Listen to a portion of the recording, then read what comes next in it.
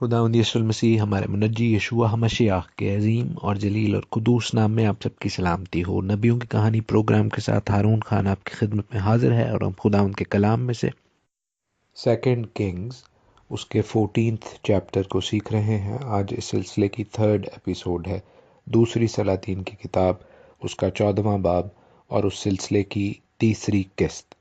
عزیزو، so far what we have learned in this chapter، ابھی تک ہم نے جو کچھ اس باب میں کلام کے اس حصے میں سیکھا ہے وہ 100 باتوں کی بات یہ ہے کہ خداوند نے امسیہ کو فتح بخشی، لیکن اس نے اس فتح کو اپنی ذاتی کاوش کا، اپنی ذاتی کوشش کا نتیجہ بنا کر اپنے ذہن کو، اپنے دل کو گھمنڈی بنا لیا، مغرور بنا لیا، جس کی اس کو سزا ملتی ہے۔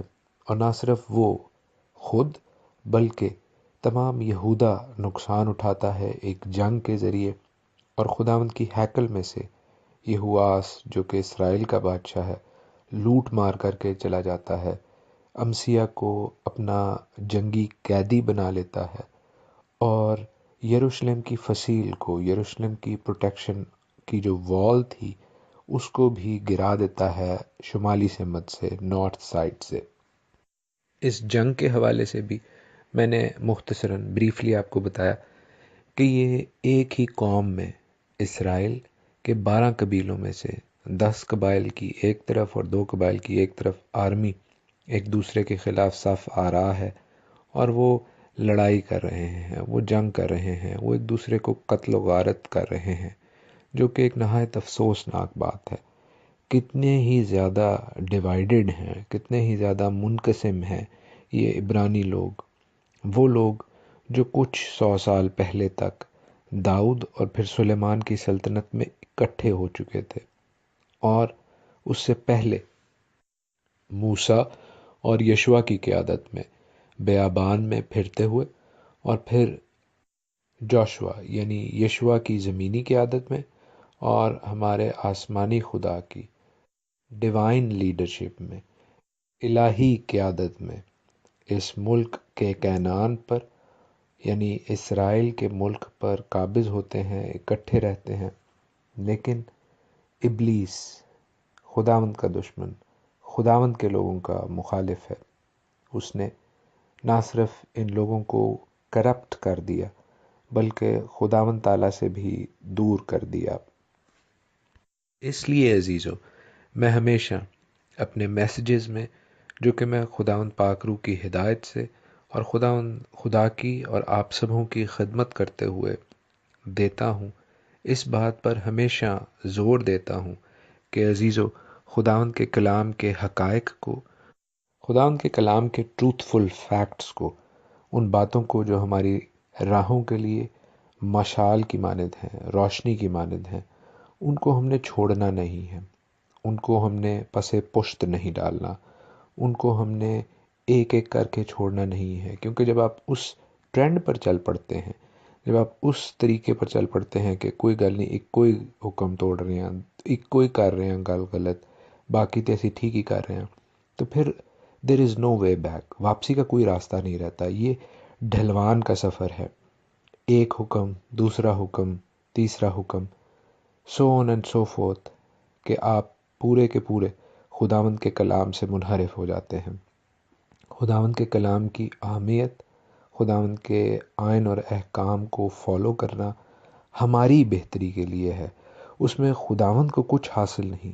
عزیزو، خداوند نے اپنے آئین، اپنے احکام، اپنی شریعت، اپنی توریت ہماری رہبری اور رہنمائی کے لیے دی ہے۔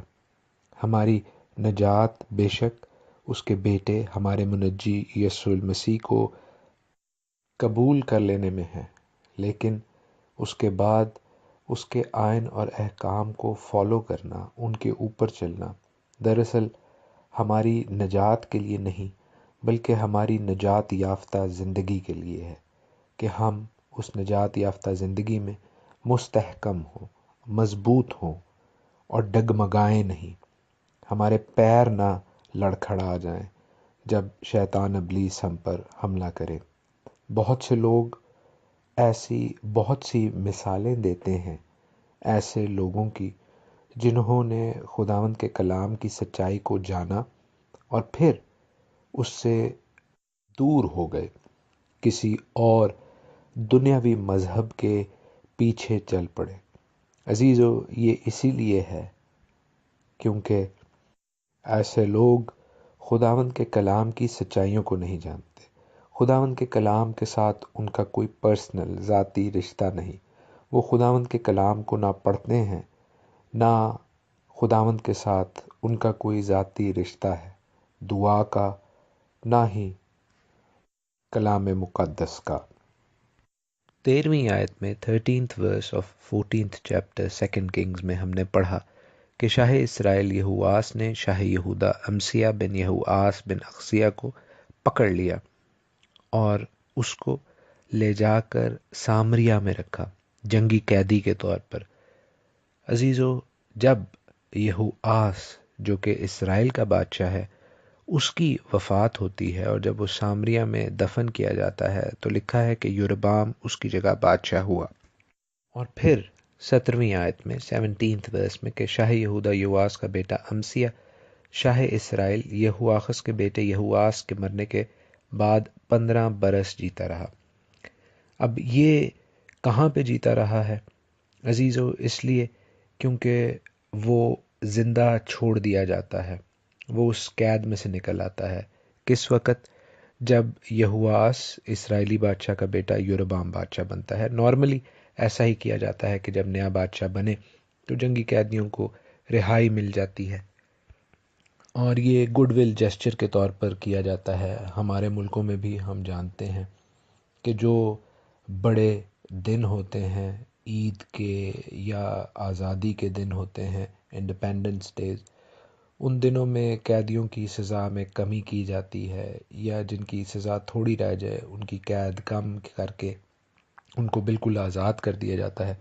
تو اسی طرح جب نیا بادشاہ بن رہا ہے تو امسیہ کو آزادی ملتی ہے، لیکن پھر لکھا ہے کہ انہوں نے یروشلم میں اس کے خلاف سازش کی۔ کنہوں نے؟ وہ جو رائل کورٹ میں تھے، یہودا کے رائل کورٹ میں، اور انہوں نے امسیہ کو مار دیا۔ اس کا ذکر جو ہے ہمیں زیادہ تفصیل کے ساتھ دوسری تواریخ اس کے 25ویں باب میں ملتا ہے، 2 Chronicles chapter 25۔ کیونکہ اس کے خلاف سازش کی دو بڑی وجوہات ہو سکتی ہیں۔ ایک تو یہ کہ اس نے اسرائیل کے ساتھ جنگ کر کے اپنا بھی اور یہودا کا بھی نقصان کرایا، اور دوسرا یہ کہ یہ جب ادوم کے ساتھ لڑائی جیت چکا تھا تو اس نے وہاں کے دیوتاؤں کو لا کر اپنے ملک میں نصب کیا اور ان کی پرستش، ان کی پیروی کرنے لگ گیا۔ اس کے حوالے سے 2 Chronicles 25 چیپٹر میں بڑا واضح لکھا ہے کہ جب امسیہ ادومیوں کے قتال سے لوٹا تو بنی شعیر کے دیوتاؤں کو لیتا آیا اور ان کو نصب کیا تاکہ وہ اس کے معبود ہوں، اور ان کے آگے سجدہ کیا اور ان کے آگے بخور جلایا۔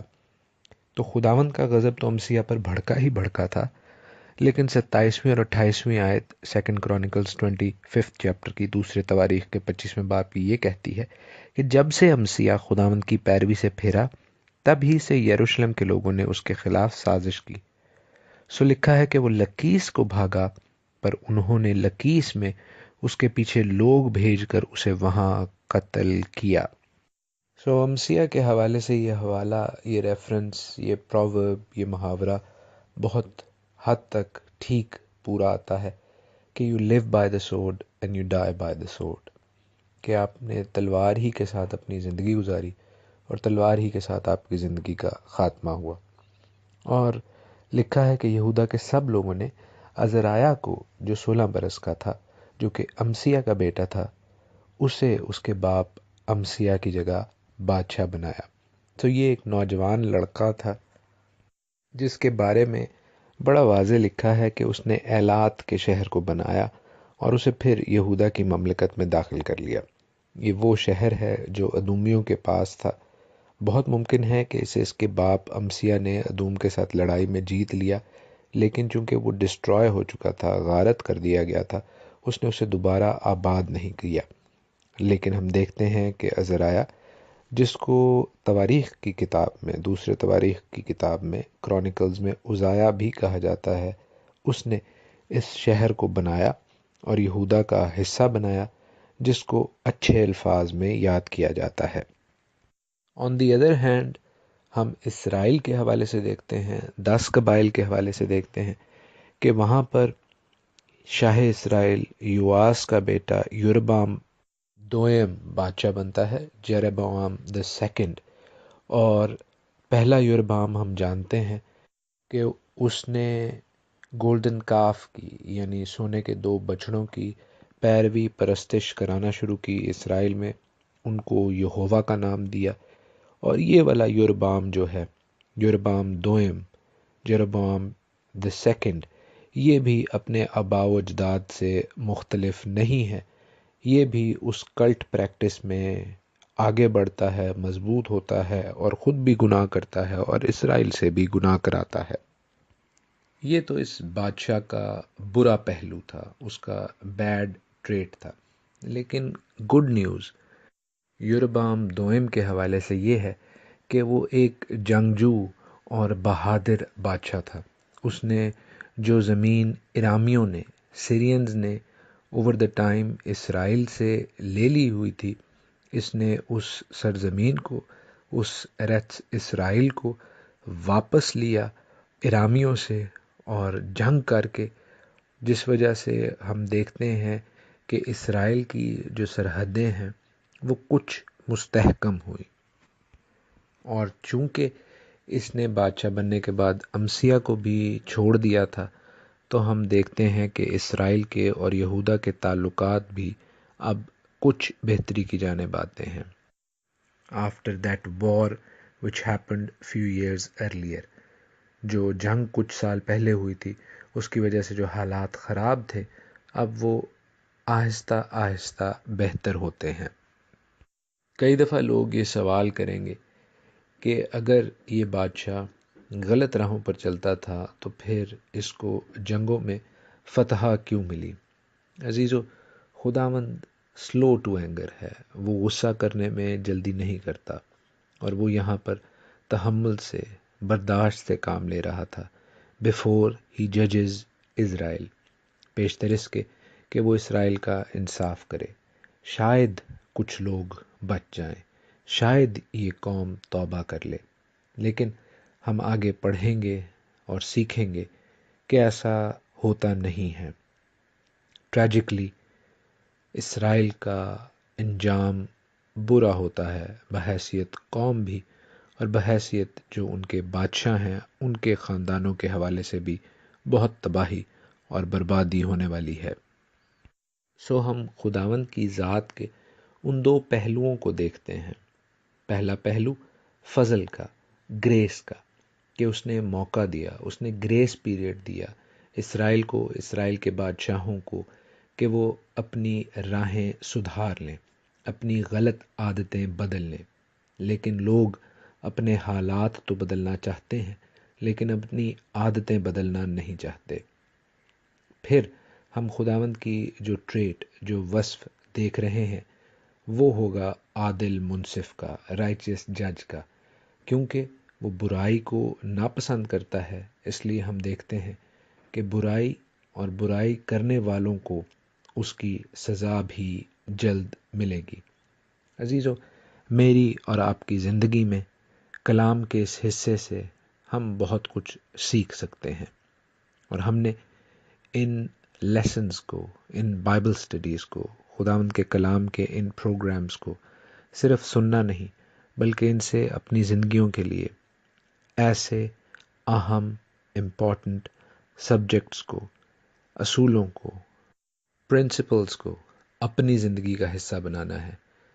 خاص طور پر جو ٹھیک باتیں ہیں ان کو اپنی زندگی کی عادات اور اطوار میں شامل کرنا ہے، اور غلط باتوں سے اپنا دامن، اپنے پیر بچا کر آگے بڑھنا ہے۔ خداوند ہمیں ایسا کرنے کی توفیق دے کہ ہم خداوند کی عبادت میں، خداوند کی پرستش میں ہر قسم کی مکسنگ اور ملاوٹ سے باز رہیں۔ ہم غیر قوموں کے معبودوں کو اپنے معبود نہ کہیں، جیسے امسیہ نے کیا اور پھر سزا اٹھائی، اور خاص طور پر گھمنڈ سے اور ضد کی بری عادتوں سے بھی بچے رہیں۔ ہمارا فخر ہمارا خدا ہونا چاہیے، ہماری کوئی ذاتی کیپیسٹی، کوئی ذاتی عادت اور لیاقت اس لائق نہیں کہ ہم اس پر فخر کریں۔ عزیزو، میرا فخر میرا خدا ہے۔ خداوند آپ سبوں کو بھی ایسا سوچنے، ایسا کہنے اور ایسا ماننے کی توفیق بخشے۔ خداوند آپ سب کے ساتھ ہو، آمین۔